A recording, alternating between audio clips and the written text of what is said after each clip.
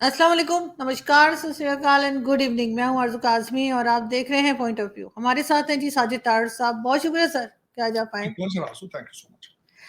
Sir आज और कल का दिन भी बड़ा इम्पोर्टेंट था पाकिस्तान के लिए। डॉक्टर जयशंकर आए थे और जिस तरह की उनकी एक्टिविटीज़ रही हैं और जिस तरह से एक बड़ी खूबसूरत सी मुस्कुराहट उनके चेहरे पर हमने देखी जब वो शहबाज शरीफ साहब से मिले तब भी और जाते वक़्त भी, इवन जब एयरपोर्ट पहुँचे हैं, हर तरफ से लोगों को ख्याल यही था कि कुछ टेंशन रहेगी, लेकिन ऐसा नहीं रहा। वो एम्बेसी के अंदर वॉक करते भी उनकी पिक्चर्स आई, पौधा भी उन्होंने लगाया है और काफ़ी अच्छे से एक तरह से लग रहा है कि उनको विज़िट जो है बहुत अच्छा रहा है। आप कैसे देखते हैं इस उनके देखिए, विज़िट को और इस मैं चीज़ों को? आरज़ू बिल्कुल एग्री करूँगा। एक एक टेंस था माहौल, हुँ, और जिस तरह मुझे थोड़ा-सा ख़ैर इसमें एक इख्तिलाफ़ था, उस पे भी बात करूँगा, उस पे भी बात करते हैं। लेकिन उसमें आरज़ू देखें, क्या इससे पॉलिसी शिफ्ट होगा? पॉलिसी शिफ्ट हो रहा है, एक ये क्वेश्चन मार्क है। मेरे ख़्याल में तो होना चाहिए, क्योंकि बेहतरी डायलॉग से ही आती है और इस रीजन को आगे बढ़ने के लिए ये दहशतगर्दी या दूसरे जो हालात हैं इनसे दूर रहना होगा, दूर रहना चाहिए। देखिए, दो वाकयात को मैं डिस्कस करूंगा। एक तो बरखा दत्त ने जब नवाज शरीफ साहब से मिली तो उन्होंने कहा कि मोदी साहब को खुद आना चाहिए। तो दूसरा, इसके बारे में बात करना चाहूंगा। और दूसरा, डॉक्टर जयशंकर साहब जब लैंड किए तो उसके बारे में कई रिजर्वेशंस थी कि उनको एक लो क्लास डिप्लोमेट जो है हुँ। डीजी लेवल के, उन्होंने उनको रिसीव किया। इन दो चीजों, पहले इस पे बात करते हैं। उसके बाद कनाडा के हालात हैं, उस पे बात करते हैं। 10 फ्लाइटें जो हैं भारत की, वो उनको तकलीफ हुई है। उनके बाद उनके अंदर बम थ्रेट थी। दूसरा, बच्ची का रेप लाहौर के अंदर केस है, हुँ। उसके बारे में बात करेंगे। देखें, एक तो नवाज शरीफ साहब ने बात की है। नवाज शरीफ साहब ने बरखा दत्त के साथ लंदन में भी मिलते रहे, ठीक है। लोकल किसी जर्नलिस्ट से वो नहीं मिलते। उनकी ख्वाहिश जरूर है कि मोदी साहब आए, लेकिन मोदी साहब को जो एतराजात हैं उनके इस सारे रजीम को, उनकी सारी गवर्नमेंट को, उनको दूर करने के बारे में आप बात क्यों नहीं करते? एक तो ये चीज है। दूसरा, आप उनको कहते हैं आने के लिए, आप खुद चले जाएं वहां पे, एक दूसरी बात ये नजर आती है। तीसरी अगर बात की जाए, तो जो डॉक्टर जयशंकर साहब को कहते हैं कि रिसीव किया है एक डीजी लेवल के बंदे ने, ठीक है।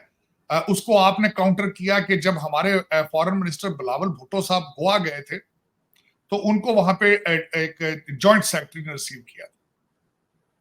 उसमें देखने वाली बात है कि आप टिट फॉर टैट चल रहे हैं, नंबर वन। एक तो ये गलत बात है। दूसरा ये बात है कि आपको रिलेशनशिप बेहतर करने की आपको जरूरत है, उनको जरूरत नहीं है।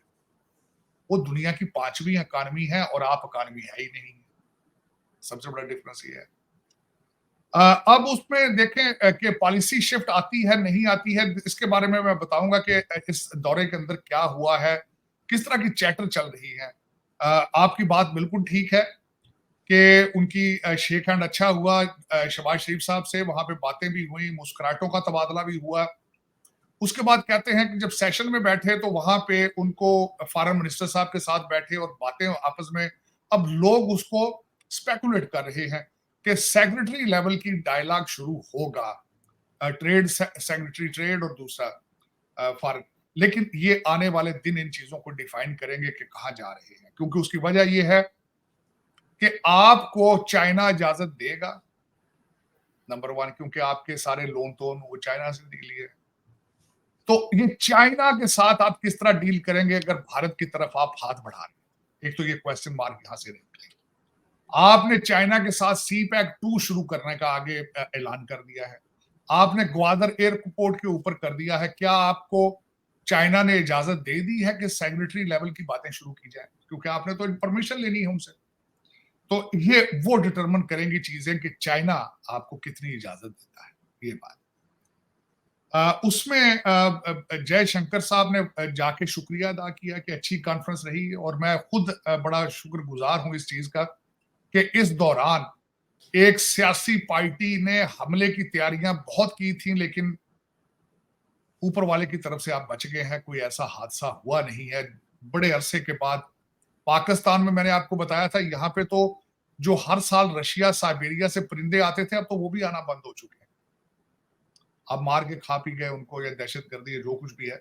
इन सर्कमस्टांसेस में 10 ममालिक के लोगों का आना, इंपॉर्टेंट लोगों का आना एक बहुत बड़ी बात है।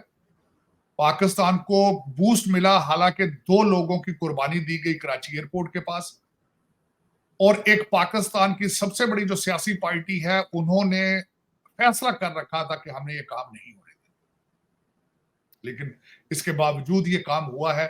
पाकिस्तानी इस वक्त जो आपकी गवर्नमेंट है, गवर्नमेंट तो नहीं लेकिन जो चलाने वाले हैं, वो मुबारकबाद के मुस्तहिक है, इसमें कोई शक नहीं। ये बहुत अच्छी बात। अब इस पे आगे चलते हैं। जो अगली बात हम कनाडा के हवाले से करना चाह रहे थे कि आज ये खबरें बीबीसी पे है कि आज पाकिस्तान के रिलेशनशिप कनाडा से बेहतर है भारत के साथ। ये भी एक अच्छी बात है, मैं तो इसका खैर मकदम करना चाहूंगा।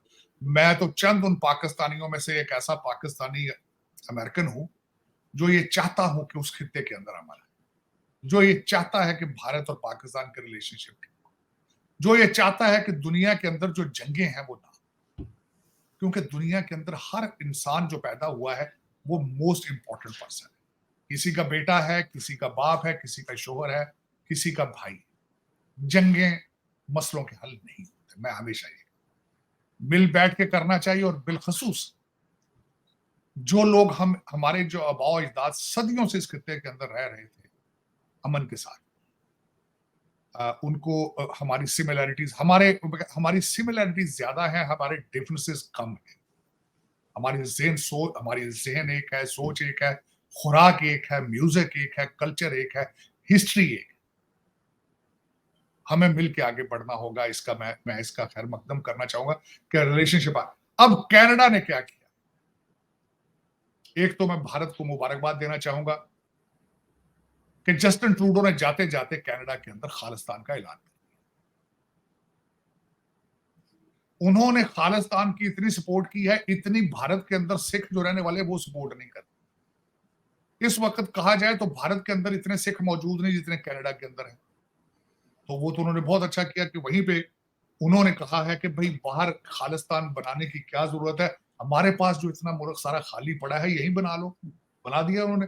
6 भारत के उन्होंने जो इंक्लूडिंग जो भारतीय हाई कमीशन थे जय कुमार, उनको भी कह दिया कि ये जी क्रिमिनल एक्टिविटीज में वाले 6 डिप्लोमेट्स को निकाल दिया वहां से, कनाडा से।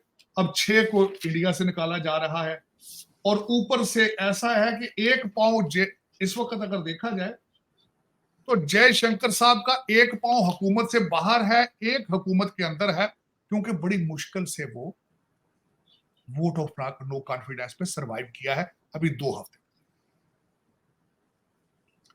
एक ऐसा बंदा जिसको मुल्क के अंदर से वोट ऑफ कॉन्फिडेंस हासिल नहीं है, वो दुनिया की 5वीं बड़ी इकॉनमी से टक्कर लेने के लिए उसने युद्ध का ऐलान कर दिया। अब आगे देखें।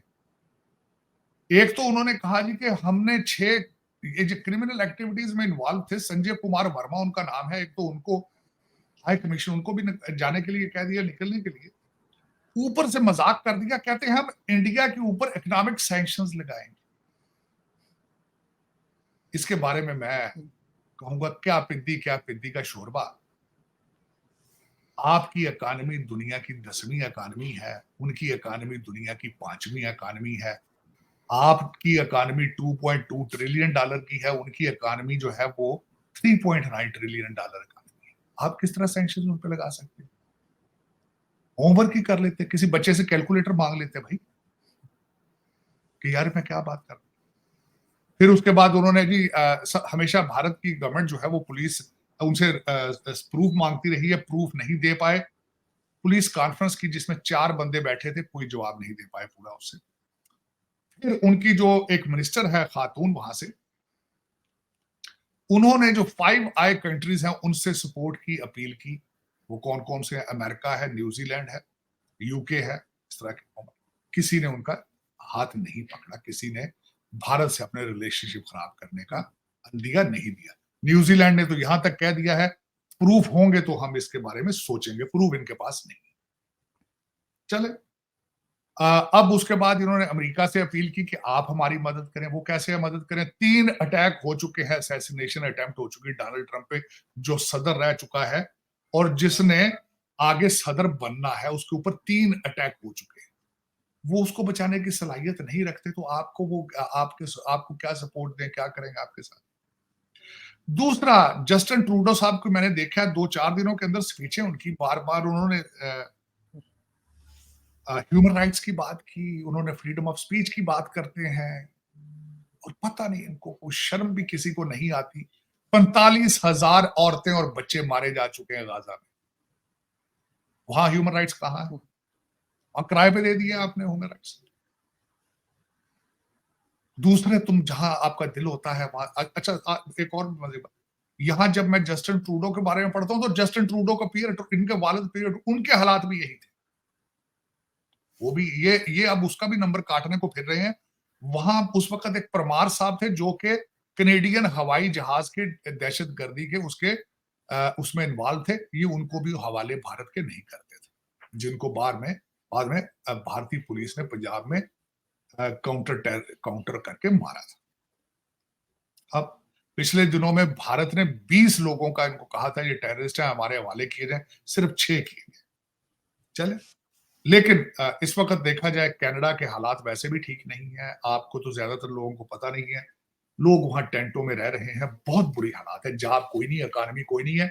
सोशलिस्ट एजेंडा उस बंदे ने दे दे के इस जस्टिन ट्रूडो ने सत्यानाश कर दिया। उसकी वजह भी यही थी, इसी वजह से उनके ऊपर वोट ऑफ नो कॉन्फिडेंस भी हुआ था, लोग बेजार है। चले, जाती दफा उन्होंने खालिस्तान का ऐलान कर दिया हो, भारत को मुबारक हो। और दूसरा, मैं इस यहाँ ये जरूर मेंशन करना चाहूंगा कि इसके ऊपर इस वक्त खालिस्तान का नारा 2 चीजें, या तो फैशन है या कारोबार है। पन्नू साहब का कारोबार है, कुछ लोगों का ये फैशन है। हमारे पप्पू गांधी आए थे, वहां पे उल्टी सीधे बातें करके गए थे। मैं खुद आई विटनेस गवाह हूं इस चीज का, जब भी भारत गया हूं, हरमंदिर साहब गया हूं। मेरे भाइयों जैसे भाई जो हैं खुद सरदार हैं, मुझे नजर नहीं आता कि the Sikhs have any problem in India.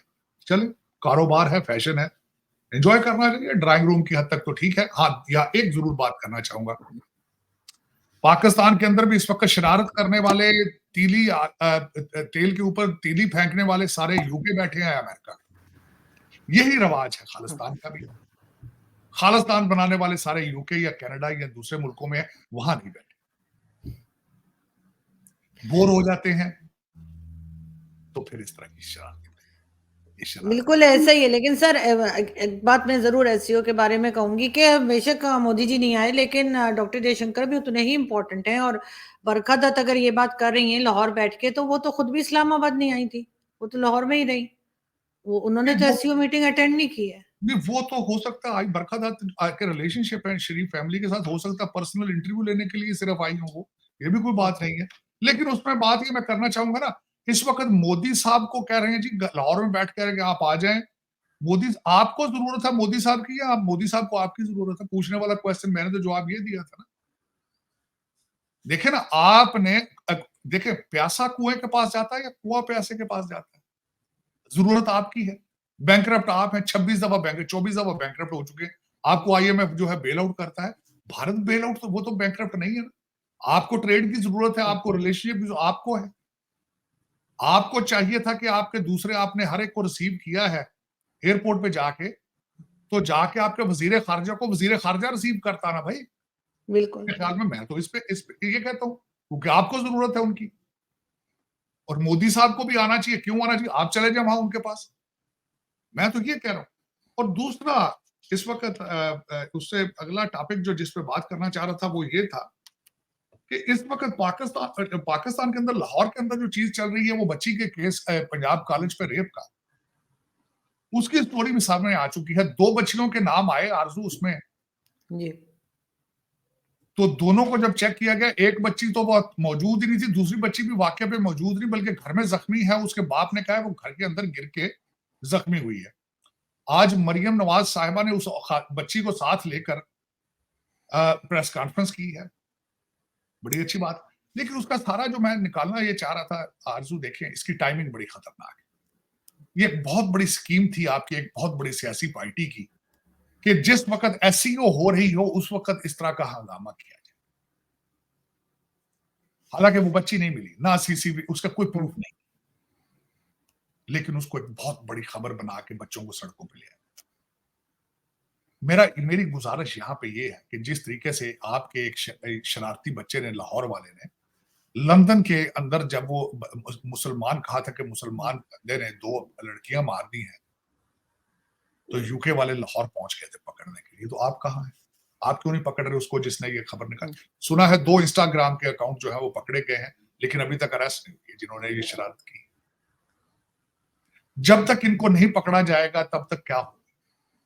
दूसरी, आज मैं ये बात कर, एक और मेरी एक और तरफ तवज्जो गई थी इसी के हवाले से कि आपके इस वक्त जर्नलिज्म खत्म हो चुका है।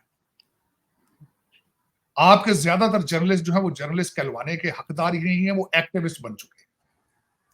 लेकिन जब पुलिस पकड़ती है तो वो प्रेस क्लब में जाके बैठ जाते, कहते मैं तो जर्नलिस्ट हूं, हालांकि तुम तो पीटीआई के वर्कर हो।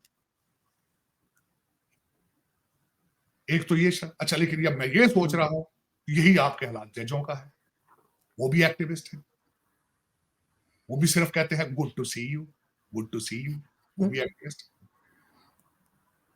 आपके वकील भी जो है वो वकील ही नहीं है, वो भी एक्टिविस्ट है। आपकी पुलिस के अंदर भी देखें, ये आपका जो अगले दिन हंगामा हुआ है, आपको पता चला मोटरवे के 2-3 पुलिस वाले इसमें इन्वॉल्व थे, पकड़े गए। जब अली मीन गंडापुर ने हमला किया पाक इस्लामाबाद के ऊपर, उसमें आधे तो आपके एम्प्लॉय थे फेडरल गवर्नमेंट के और सूबे के। तो फिर आप हैं क्या? आप कौन है? ये क्वेश्चन। आप जर्नलिस्ट भी नहीं हैं, आप कहते हैं कि जिहाद करना है, ये सियासत नहीं जिहाद है। जजों का टारगेट भी यही है कि ये सियासत नहीं, ये जिहाद है। आपकी स्टैब्लिशमेंट में भी इसी तरह की तोड़फोड़ है कि ये जस्टिस नहीं, ये जिहाद, ये सियासत नहीं, जिहाद है। आपके चट्ठा साहब, लियाकत चट्ठा था डिप्टी कमिश्नर, वो भी पीटीआई का वर्कर था, वो कमिश्नर तो नहीं था। तो आपकी डेस्टिनेशन क्या है? आप बनना क्या चाहते हैं? आज आपको खान साहब, आप, और सबसे बड़ी बात यह है कि आज मैंने ट्वीट भी की है, ऑक्सफोर्ड यूनिवर्सिटी को मुबारकबाद दें, वो बच गई है, वो बच गई। नाम नहीं है खान साहब का, उन्होंने माफी मांग ली भाई। आज आर्टिकल छपा लंदन के अंदर, उस आर्टिकल में लिखा है कि खान साहब से माफी मांगे। ये वो खान साहब हैं जब तालिबान आए थे तो इन्होंने कहा था अल्लाह ताला की मेहरबानी हो गई है कि तालिबान आ गए हैं, और ये वो तालिबान है जिन्होंने बच्चियों की तालीम बंद कर दी थी, कर दी है। फिर उन्होंने कहा था गुलामी की जंजीरें तोड़ दी। अब ये ऑक्सफोर्ड को बंद कराने के चक्कर में पड़े, उसको ताले लगवाएंगे, कहेंगे बंद कराना है इसको। आज बच गई ऑक्सफोर्ड, यूके वालों को मुबारकबाद दें कि आप बच गए हो एक बहुत बड़े हादसे से, वरना आपका हालत भी वही होनी थी जो पाकिस्तान की। सर मीडिया का तो आप बिल्कुल ठीक कह रहे हैं, बुरी हालत है। कोई किसी पार्टी का है, कोई किसी पार्टी के लिए काम कर रहा है, वो जर्नलिज्म तो रही नहीं पाकिस्तान में। लेकिन सिर्फ जर्नलिज्म तो, मैं जर्नलिज्म का तो मैंने एक आपको मिसाल दी है ना, कि जब पकड़ने के लिए आते हैं तो वो फौरन जाके प्रेस क्लब में बैठ जाते हैं, हम तो जर्नलिस्ट हैं भाई। हालांकि वो जर्नलिस्ट, वो तो एक्टिविस्ट है। लेकिन मुझे ये बताया, जज भी तो यही कर रहे हैं ना, बताया ना फलान डिपार्टमेंट में ये नहीं हो रहा, आपके हर डिपार्टमेंट में यही हो रहा है। आपकी एस्टेब्लिशमेंट भी डिवाइडेड है, आपके अदालतें जुडिशरी भी डिवाइडेड है, आपका पाकिस्तान डिवाइडेड है भाई। एक सूबा कह रहा है कि हमने हमला करना है पंजाब के ऊपर, पंजाब, और आपके एक सूबे ने हमला कर दिया है, बल्कि अली अमीन गंडापुर ने तो हमले 2 दफा किए, उसने तो अटैक किया ना। जिस तरह में शाह अब्दाली अटैक करता था, उस तरह उसने अटैक किया। और दूसरा सूबा बलोचिस्तान है, वहां पे पंजाबियों के शनाख्ती कार्ड दे दे के मारे जा रहे हैं। बिल्कुल। और उसके बाद पहले ही ग्वादर के एयरपोर्ट, या तो मजा तब आता ना कि इस चीनी प्राइम मिनिस्टर को आप ग्वादर लेके जाते ना, वहां पे करते। इससे आपने तो ये किया कि चाइना के अंदर ही उसका इफ्तिताह करा लिया। इस्लामाबाद में खड़े होकर ग्वादर के एयरपोर्ट का इफ्तिताह किस तरह होता है भाई? चले, लेकिन सर वहां ले जाने की हिम्मत नहीं होगी ना इनकी कि वहां कैसे लेकर जाए। मैं यही तो कह रहा हूं हाँ। कि इसको बचाएं। पाकिस्तान को, पाकिस्तानी लोगों से मेरी अपील है, अगर कोई है वहां पे, मुझे तो खैर नजर नहीं आता, मेरे ख्याल में सारे भाग भूग गए हैं पाकिस्तान से। अगर पाकिस्तान के अंदर कोई पाकिस्तानी मौजूद है तो उसको बचाने की कोशिश करें, उसको बचाने की कोशिश करें। लेकिन सर यहाँ पर तो जो बात की जा रही है कनाडा को लेकर और भारत को लेकर, तो उसके बीच में तो कहीं ना कहीं अमेरिका की इन्वॉल्वमेंट भी बताई जा रही है। देखिए, अमेरिका की अमेरिका की इन्वॉल्वमेंट हो ना हो, लेकिन एक बात है, वेस्ट को जो सबसे आज जो इस पे आर्टिकल लिखे जा रहे हैं, इंटरनेशनल मीडिया इसको कह रहा है कि वेस्ट का डबल स्टैंडर्ड है। मैं खुद इस पे मैंने आपको बात की है कि वेस्ट का डबल हुँ, स्टैंडर्ड है, गाजा पे डबल स्टैंडर्ड है, दहशतगर्दी के खिलाफ डबल स्टैंडर्ड है। मैं खुद इस यही यही बात कर रहा था आपसे। लेकिन अगर देखा जाए तो वेस्ट को भारत की जो उभरती हुई इकॉनमी है उनको पसंद नहीं। उनका दुनिया के अंदर असर और रसूख बढ़ता हुआ उनको पसंद नहीं। इसमें कोई शक नहीं। ये आप जिस तरीके से भी आप देखिए, रेटिंग की तरफ जाएंगे, कुछ और क्रिटिसाइज करेंगे, उसकी जमहूरियत को क्रिटिसाइज करेंगे, अपनी जमहूरियत नहीं देखेंगे। और दूसरा, वेस्ट का सबसे बड़ा जो तरीका वारदात पिछले 50 सालों से था, after the second world war, human rights को सामने रख के डेमोक्रेसी को प्रमोट करने के चक्कर में, फ्रीडम को प्रमोट करने के चक्कर में इन्होंने सारी दुनिया तबाह कर दी। ये ड्रामा था, बहुत बड़ा टोपी ड्रामा था। आज आप अगर देखें डबल स्टैंडर्ड इनका, इराक की हालत देख लें आप, ये जमहूरियत देने गए, बिल्कुल। ये उनको लिबर्टी देने गए, फ्रीडम देने गए, उसकी हालत देख ली। आप लिबिया की हालत देख लें, ये उनको फ्री करने गए। आज वॉर लॉर्ड्स वहां सारे फिर, ये अफगानिस्तान को कहते हैं हम तुम्हें फ्री करने आए, आज बच्चियां 6-6 आज बच्चियां स्कूल नहीं जा सकती। ये वेस्ट के तोहफे हैं हमारे लिए। ये वेस्ट का सबसे बड़ा तोहफा, 45,000 बीवी, औरतें और बच्चे मारे जा चुके हैं। मैं 7 अक्टूबर को कंडेम करता हूं डेफिनेटली, वो टेररिज्म एक एक्ट था, लेकिन रेशो होती है ना, कोलैटरल डैमेज की भी रेशो होती है। ठीक है, उन्होंने हमला किया था, आप हमास के खिलाफ जाए ना, 45,000 औरतों और बच्चों का क्या उनका कसूर है? अब आप चौथे मुल्क पे हमला कर रहे हैं, आप लेबनान में भी घुस के जाके 7 अक्टूबर के, और पीछे हर बम के ऊपर एड्रेस अमेरिका का लिखा, पैसा इनका है वेस्ट का। लेकिन यही डबल स्टैंडर्ड वो भारत की तरफ है। भारत का उभरता हुआ जो उनका इन्फ्लुएंस है और उनकी इकॉनमी, ये इनको हजम नहीं हो रही है और बार बार ये अटैक करते रहेंगे। ये अब तो ये कमजोर हो चुके हैं ना बहुत ज्यादा, वरना ये रोक लेते हैं, भारत को किसी और तरीके से तंग कर लेते। ये भी एक तरीका है इनका। यहाँ पे जो निकल आएंगे सर, भारत निकल आएगा इस प्रॉब्लम में से, कनाडा वाली में से, आपको लगता है? ये कुछ भी देखे ना, मैंने आपको पहले बताया, इस वक्त भी पाकिस्तान की तरह ट्रेड की जरूरत जो है वो कनाडा को है। अब मैं उसकी मिसाल देना चाहूंगा, 3 चीजें इस वक्त जा रही हैं कनाडा से। नंबर 1 एक्सपोर्ट भारत को जाती है दालें, सबसे ज्यादा दालें यहाँ 25 पे, जो भारत के अंदर इस वक्त जितनी दालें हैं उसमें से 25% जाती हैं कनाडा से। आज अगर ये इकोनॉमिक उनको देना बंद करेंगे, वो ऑस्ट्रेलिया से कहीं और से दालें ले लेंगे, लेकिन खुद भूख से मर जाएंगे। अपने फार्मर क्या उगाएंगे? आलू उगाएंगे यहाँ पे। दूसरा, पोटास है, यहाँ से एग्रीकल्चर के लिए पोटास जाता है, उसके खाद में बनता है, वो यहाँ से होता है। दूसरा, मैंने आपको बताया था आरजू, जो मैंने इनके ऊपर रिसर्च की है, ये बल्कि थोड़ी सी स्टेटमेंट दी है जस्टिन ट्रूडो ने इसके बारे में कि हम इसको ट्रेड को खराब नहीं होने देंगे, हम ट्रेड जारी रखेंगे इंडिया के साथ। लेकिन ये खुद अफोर्ड नहीं कर पाते। अगर ये करना चाहे भी तो ये कर नहीं पाएंगे। लेकिन ये कि इस वक्त जो मैं आखिरी इस पे पॉइंट बोलना चाहूंगा, दर हकीकत ये वोट जो डायस्पोरा है ना, उसके वोटों की सारा झगड़ा है, वोटों का। यहाँ पे जो सिख वोटों की तरफ जस्टिन ट्रूडो जो है और जगमीत सिंह है, उनके ये कारोबार है वोटों का। अभी मैं जब इस पे रिसर्च कर रहा था तो तामिल जो जितने टेररिस्ट थे उनको स्विस और यूके की सपोर्ट हासिल थी, क्योंकि स्विट्जरलैंड और यूके के अंदर श्रीलंका और तामिल जो थे बहुत ज्यादा थे, वो उनको सपोर्ट करते रहे वहां पे। लेकिन ये तरीका गलत है, बहुत गलत, कि आप बिल्कुल। अपने चंद वोट हासिल करने के लिए किसी दूसरे मुल्क के इंटरनल मैटर्स के अंदर इंटरफेयर करें। ये सबसे कंडेमेबल, अच्छा रवाज नहीं है। ये टिट फॉर टैट अगर उन्होंने दूसरे मुमालिक ने भी शुरू कर दिया तो आपको छुपने की जगह नहीं मिलेगी। ये अच्छी मिसाल नहीं मेरे ख्याल में। बिल्कुल ऐसे ही सर, और बार-बार कनाडा की तरफ से इसी किस्म की हरकतें हो रही हैं जिससे लगता है कि वो भारत से जो है वो पसंद नहीं कर रहे भारत का आगे बढ़ना। लेकिन खैर, इस पे हमारी नज़र रहेगी और इस तरह की जो भी न्यूज़ है, खास तौर पे इलेक्शन से पहले सर आपको ज़रूर मैं ज़हमत दूँगी कि बल्कि आपने नहीं, बताना है। बल्कि अभी 1-2 दिन में इलेक्शन पे पूरी डिटेल, सिर्फ एक प्रोग्राम हाँ, अमेरिकन इलेक्शन पे करते प्लीज़। हैं। आपको पता है मेरा पैशन है। मैं जी। अभी भी जो 2-3 दिन का नागा था कैंपेन पर था, travelling, I was travelling in Ohio and Pennsylvania. Pennsylvania जो है वो एक स्विंग स्टेट है। मैं तकरीबन 1 हफ्ते से वहाँ ट्रैवल कर रहा था, बल्कि मैंने 1 दिन पूरा डोनाल्ड ट्रम्प साहब के साथ गुज़ारा। मैं वो भी अपने देखने वालों से शेयर करूँगा। बिल्कुल ऐसा ही है, उसके ऊपर हम बिल्कुल शो करेंगे। जैसे ही आपको टाइम मिलता है, आप प्लीज़ मुझे बताइएगा। बहुत शुक्रिया कि आपने आज जॉइन किया। Thank you sir.